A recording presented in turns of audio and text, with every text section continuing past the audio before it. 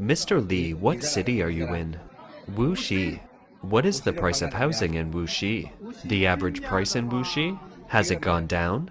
20% to start with. 20% down. Mr. Wang, what city are you in? Suzhou. Has the price of housing in Suzhou dropped? 20%. It's also down 20%. Mr. Zhang, how is Dongguan? Have housing prices in Dongguan fallen? It's down 40,000, has dropped to 25,000. How much? The second-hand homes in our neighborhood dropped from 40,000 to 25,000. 40,000 down to 25,000. Mr. Xu, which city are you in? Nanchang, Jiangxi Province, Nanchang. How is the price of housing in Nanchang, Jiangxi Province? 20% down. It's also down 20%.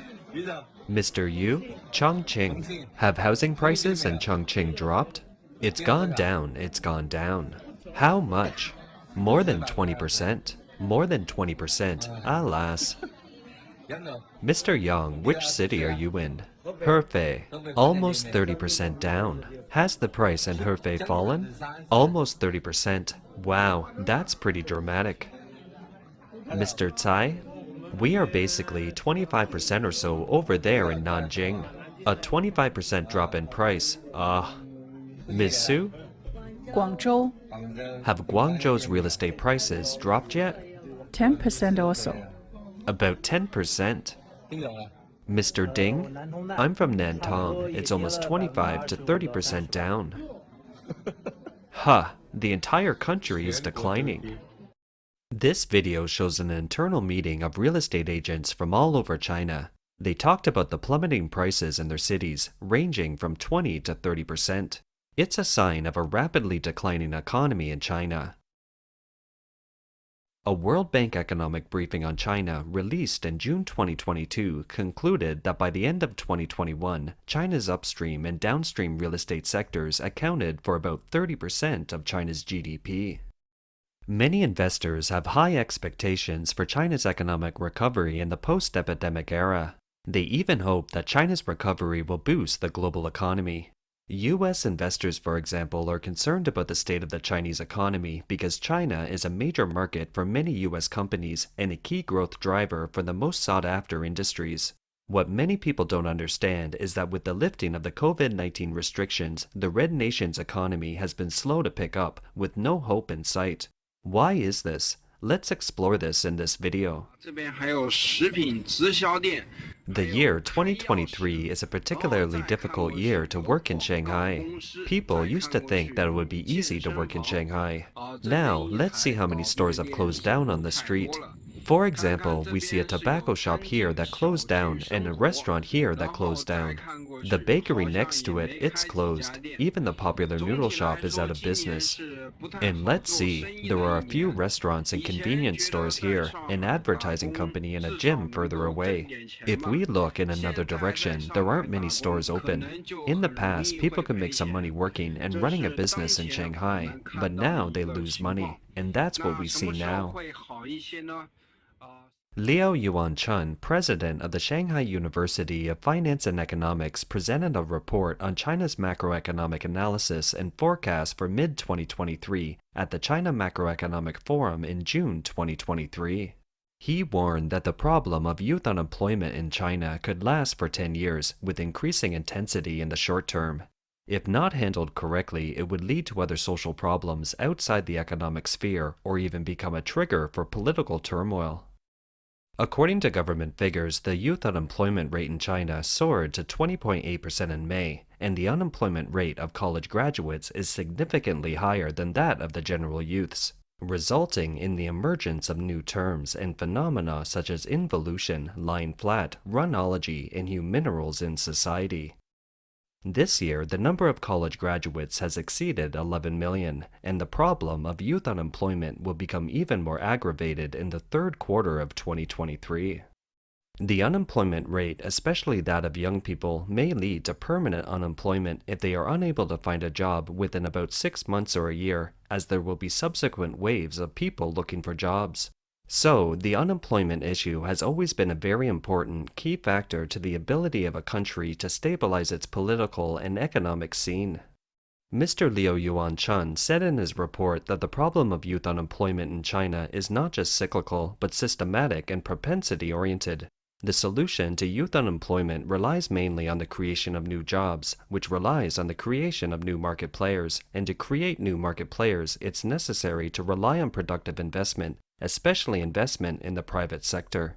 However, a recent survey of purchasing managers in China's manufacturing sector showed that small businesses contracted for the second month in a row, with the Purchasing Managers Index now standing at 47.9, a figure below 50, indicating that business activity is slowing down and contracting. The labor-intensive industries of the past are slowly leaving China, moving to Southeast Asia, India, Vietnam, and so on. 越南制造，你看，印度尼西亚制造，又是越南制造，孟加拉制造，缅甸制造，又一个越南制造。 Coupled with the fact that the global market is being localized, de-risked, and de-synicized, which means decoupling from China, not only are the low and middle-end industries decoupled, but also the high-end ones.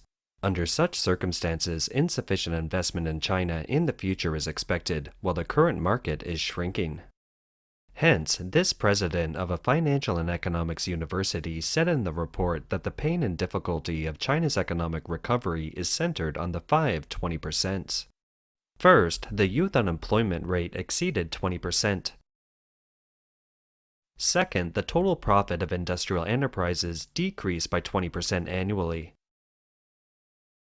Third, the local land transfer revenue decreased by 20% annually. Fourth, the area of new real estate construction decreased by 20% annually. Fifth, the gap in the Consumer Confidence Index reached as high as 20%. The report suggests that the pressures in the relevant areas have exceeded their capacity for self-repair. In other words, there is no way to clean up the mess it has turned into. The present situation is worse than it was before the COVID-19 pandemic, when former Premier of China Li Keqiang said that 600 million people in China were earning only RMB 1,000 yuan, that is US $139 a month. Industrial production is in bad shape, industrial profits aren't good, and real estate isn't good. The 20% decline is across the board, presenting a very stressful situation for the Chinese government.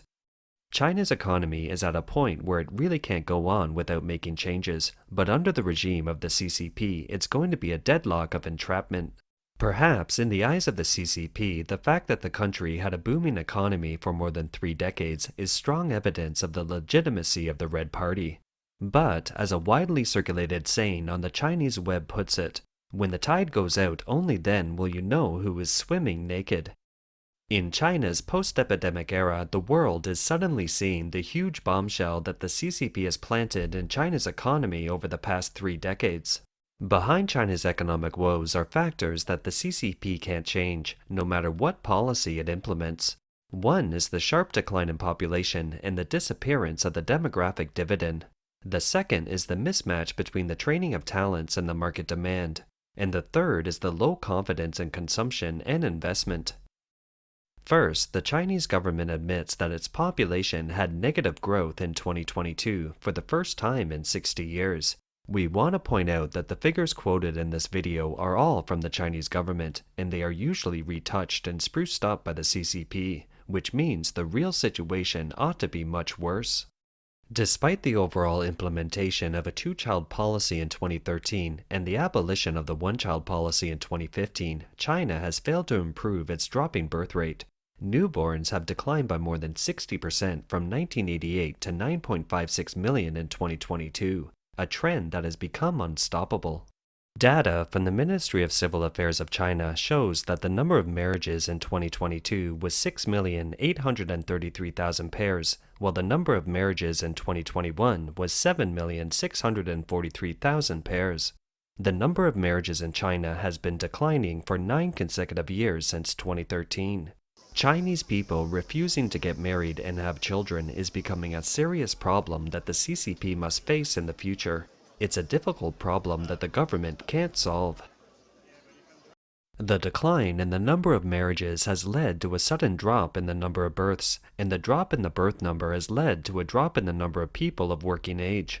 China's official statistics show that China's working age population between the ages of 16 and 59 peaked at 940 million in 2011 and has been declining ever since.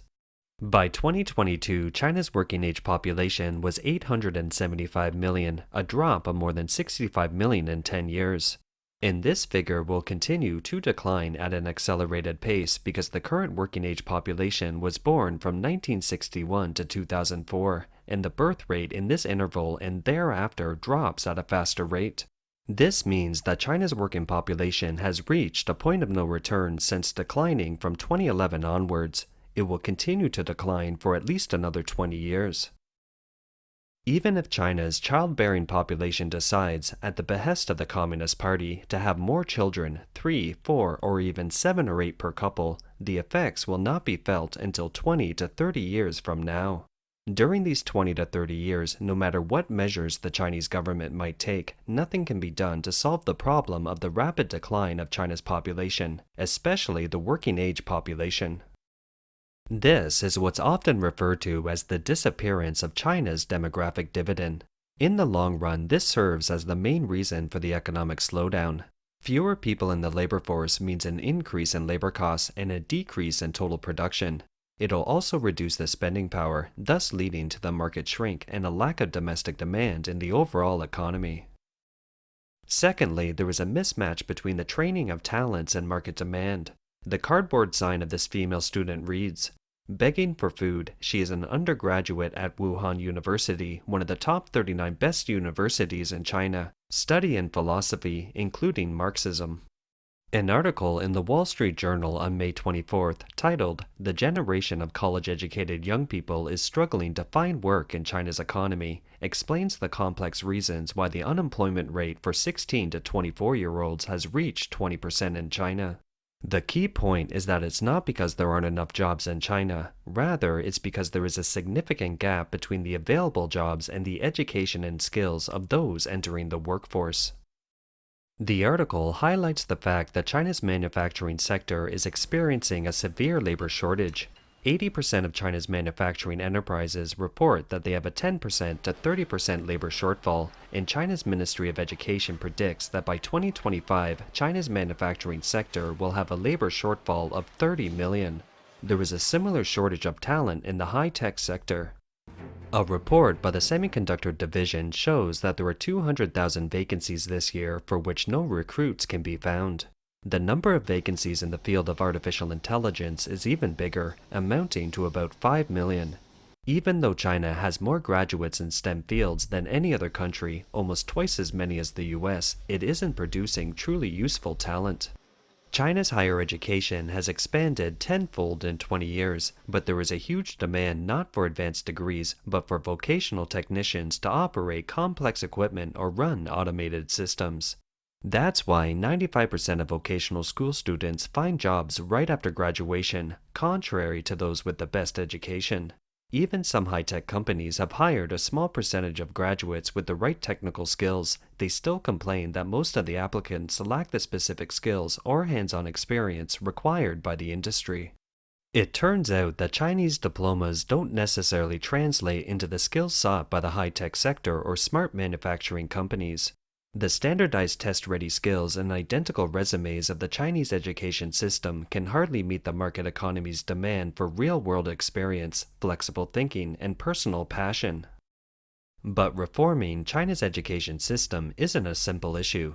It involves what kind of people the CCP wants to cultivate. Independent thinking and innovative people aren't what the CCP wants because they aren't good for maintaining the CCP's rule. Third, people's confidence in consumption and investment is low. Xi Jinping's sharp turn to the left politically, his erratic behavior during the 3 years of the epidemic, his war-wolf diplomacy, and escalating threats to the Taiwan Strait have caused the US and its allies to start a technology embargo against China. It has completely shattered the confidence of private entrepreneurs, the common people, and most foreign investors in the future of China's economy. Even the average Chinese citizen who may not know too much about economics and finance can see the crisis just from observing their own lives. 大家都在等着上面放大招。 We are all waiting for the authorities to make big moves to stimulate the economy, stimulate the real estate market, and stimulate consumption. Come on, look at me. Do you think I'm the one who needs stimulation? I buy financial products, mutual funds and stocks, and they have fallen to the point beyond recognition. Isn't that stimulating enough? Some people still ask, what will happen to the real estate market? Will housing prices fall? Will there be a bailout from the government? Will the purchase limit be lifted? Let's put these aside for a moment. Let's look back at a day in 2022. Before that, it was a full-blown anti-epidemic effort. All you could think about every day was which nucleic acid testing site had fewer people, and you could line up a little bit quicker. You were anxious every day, thinking about when there would be an end to being jabbed in the throat. Then, suddenly, pretty much overnight, all restrictions were lifted.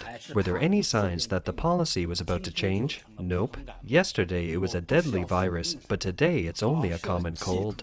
I'm not trying to deny anything, but I'm trying to remember the lessons of the past. Oftentimes, what you think is a big deal can turn out to be nothing in the next moment. Will real estate be like this? On a certain day, suddenly, all the limits on buying homes no longer exist. How much should the home price be, or what percentage should the down payment be? You can just negotiate with the developer. Overnight, it might turn into a market economy completely, and everything will be left to the market to regulate. Don't you believe those so-called experts and their nonsense? They say the real estate industry is too big to fail. It's a pillar industry. If it fails, it would cause a systemic financial crisis, etc. Don't believe a word of such nonsense. As soon as the wind changes from the top, it is just like the epidemic, and the sky will change in an instant. These shameless experts have now begun to say that all countries from the US to Japan have taken the initiative to pop their real estate bubbles. Only when the real estate bubble bursts can we expect the country to be reborn. And only when we fully transform into the high-tech field and channel more real estate capital into the real economy can we be in a leading position in the world. By that point, no one cares if you bought your property at a high price. If you fail to make the mortgage payments, you will be sued, and the court will seize your property in foreclosure. A whole set of actions will be waiting for you, and then you will find that there is no such thing as a financial crisis. The housing price will collapse, and you can't sell your home and can't make the mortgage payments. Everything just happens, and it'll be your responsibility. You are all alone. It's all on you, yourself. The stability of China's policies has become the #1 challenge for business, and no one trusts the Chinese government these days. The CCP claims to uphold reform in opening up and welcoming foreign investment, but at the same time, it's intensively cracking down on foreign enterprises in China, raiding foreign companies, and even arresting their employees. Its foreign relations law and the so-called anti-espionage law will both be activated on July 1st, 2023 as well. Because of the ambiguity of these two laws, once they are enacted, the Chinese police can just charge anyone they want with espionage and arrest him or her, so who would dare to come to China? Not to mention, if they can make any money, they would probably find ensuring their own personal safety is going to be difficult. Now the strategy of many foreign companies is to stay in China to make a profit if they can, given their current assets in China. However, they have basically stopped building new factories or expanding their investments. Foreign companies have no confidence in the policies of the CCP, and neither do the Chinese people. Private companies no longer dare to invest. One, they have no orders, and the other is the fear that the government's policies are unstable. 广州这边又一个工厂宣布倒闭。 Another factory here in Guangzhou has announced that it is closing. It can't hold on any longer because of the decreasing number of foreign trade orders. When a factory closes, hundreds or thousands of people lose their jobs. Guangzhou is no longer what it was 10 years ago. 10 years ago, Guangzhou was the first choice for migrant workers, but now it is a place where people leave with their luggage. When a factory closes down, only the formal employees get the compensation, while the temporary and contract workers are just told to leave. Most of the factories here in Guangzhou use temporary and contract workers. 10 years ago, I worked in that factory.